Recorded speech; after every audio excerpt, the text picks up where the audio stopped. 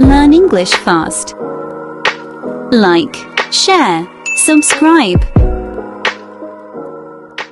The Tale of Monte's Will. Thanks for helping me to write this will, Conrad. I could not have done it without you, Said Monte excitedly. It was no trouble at all, my friend. Replied Conrad, who had a pleased look on his face. Suddenly a sad countenance gripped him, and he continued. It will be sad to see you go. You have been a good man, but I hate to see you suffer like this.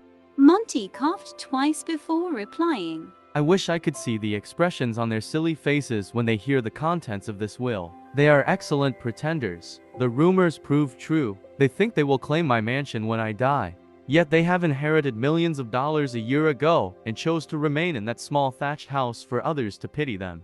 Conrad chuckled when he saw what Monte wrote beside each of their names.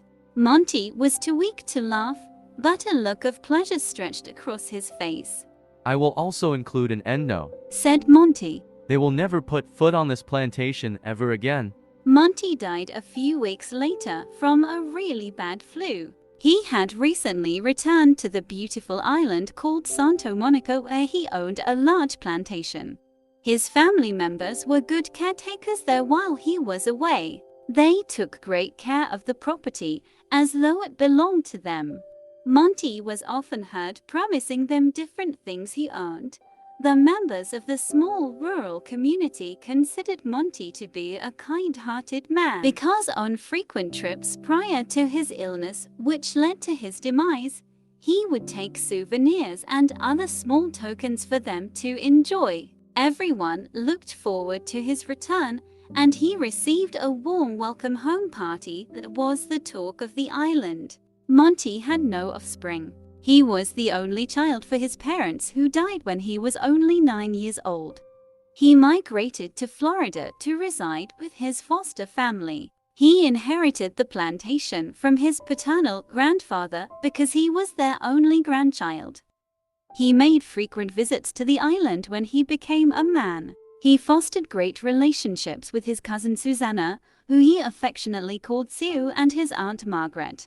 They lived close to the plantation in a small ancient thatched house. In Monte's absence, they made sure to visit the plantation regularly to clean the mansion, tend to the garden, and take care of the animals that strayed and took up residence there.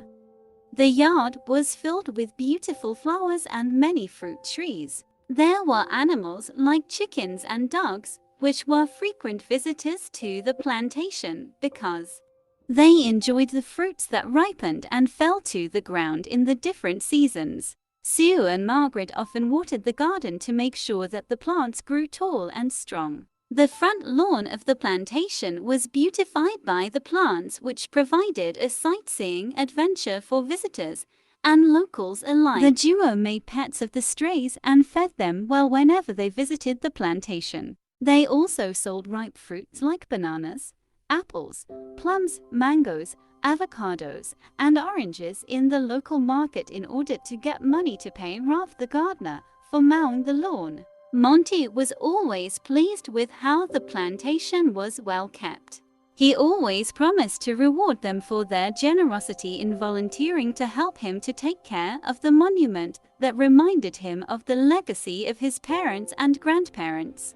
When Monte was ill, Sue and Margaret took great interest in assisting him by preparing sumptuous balanced meals, getting medicines to give him relief from his distress, and taking him for doctor visits. They continued to do chores in and around the mansion as customary. Monte was grateful. He was happy that he had Sue and Margaret as his family. He reassured them that he would be all right after a while, and they would live happily together when he got better.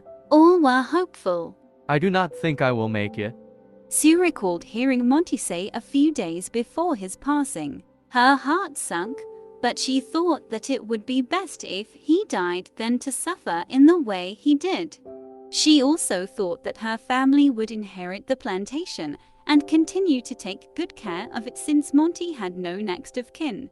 Monte was generous in life, so he will be generous in death, or so they thought. 3 weeks after Monte's burial, a store owner Monte's executor came to see Sue and Margaret at the mansion. They had already moved in and were getting settled. He was astonished to see them very comfortable in the mansion that belonged to him. Good day, Miss Margaret, Said Mr. Wilkins. Hello, Mr. Wilkins. Replied Margaret. I am surprised to find you in here. I went by your home to see you, and when I did not, I decided to come here to find you working in the garden or feeding the animals. Oh, Replied Sue.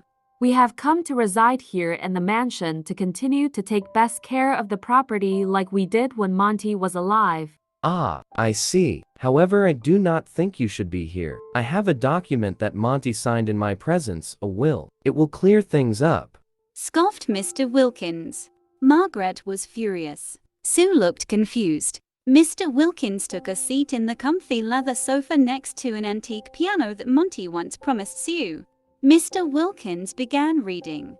Last will and testament. Be it known this day that I, Monte Fraud of 154 Sunshine Way, Santa Monica, being of legal age and is sound in mind and memory, and not acting under duress, menace, fraud, or undue influence of any person, revoke all former wills and testamentary dispositions made by me, and declare this to be my last will and testament. I appoint Conrad Wilkins to be sole executor of this will. I give unto the persons named below, if he or she survives me, the property described below. Name and relationship. Property description. Conrad Wilkins executor. The mansion and all that is in it. Susanna Poquito cousin. 2 stray dogs. Margaret Hezekiah aunt. East Indian mango tree. Rolf Superton, gardener. Golden dentures and water boots. Please note, all persons listed above will have access to the property at their convenience to make sure that it is well kept like it was when I was alive. Disappointment, distress, gloom and rage etched on the women's faces. They felt betrayed. They were being used for so many years just to get nothing of substance for all their labor. They were victims of empty promises and could not make sense of what was willed to them. How could he be so evil? He was the family's richest member who had everything to his disposal. Yelled Sue. Yes, how could he have been so selfish? How will we tell Rolf that he would receive golden dentures and water boots? This is simply ridiculous. Screamed Margaret. Stray dogs. Exclaimed Sue. I was promised the grand piano. Monte knew I played it well. Margaret struggled to hold back the hot stream of tears that flowed down her flushed cheeks. She thought of the East Indian mango tree. This time she would not let ripe fruits fall to the ground for the animals to partake. She decided to sell the fruits in the market and keep the money for herself and her family. By this time Mr. Wilkins got up and walked to the door. I'm sorry for the trouble, but please pack your things and leave my house before noon. Said Mr. Wilkins to the women. He did not want them to get too comfortable there, as he was not planning to let them stay out of pity. I do not understand how the mansion was willed to you, Conrad. Cried Margaret. You see, Explained Mr. Wilkins. a few years ago, Monte and I became business partners, owning and operating the convent store on East Lane Plaza. Monte failed to keep his end of the bargain and ran into financial difficulties. He went bankrupt, and I agreed to assist him financially, and he decided to include me in the will to obtain the mansion. That explains it. Sobbed Sue. Empty promises because he was broke. May his soul find no rest. Do not say that. Reprimanded Margaret. It is just unfortunate how things turned out. They heard a screeching sound at the front door. It was Ralph. When they told him what had transpired, he said, I've always admired those golden dentures and my pair of boots are worn. I am grateful for what I have received. He did not have to leave anything on the will for me. Sue, Margaret, and Ralph burst out in laughter. They laughed so hard that tears flowed down their faces. Mr. Wilkins bid them goodbye, but they did not even notice that he left.